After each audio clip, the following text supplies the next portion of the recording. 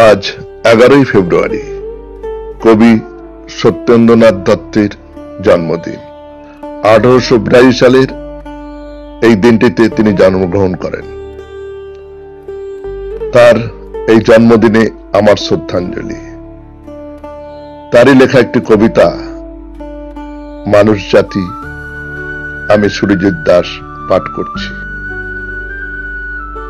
জগৎ জুড়িয়া এক জাতি আছে, সে জাতির নাম মানুষ জাতি। এ পৃথিবীর স্তন্নে লালিত, একই রবি শশী মোদের সাথী। শীতাতপ ক্ষুধা তৃষ্ণার জ্বালা, সবাই আমরা সমান বুঝি। কচি কাঁচাগুলি ডাটো করে তুলি, বাঁচিবার তরে সমান জুঝি।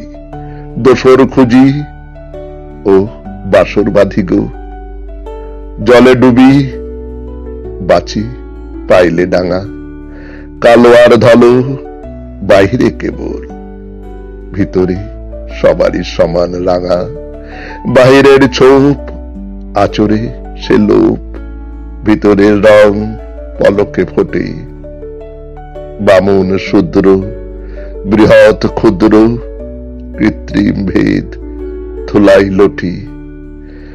বংশে বংশে নাইকো তফাত, বনে দিকে আর গর্বনেদি। দুনিয়ার সাথে গাথা বুনিয়াদ, দুনিয়া সবারই জনম বেদি।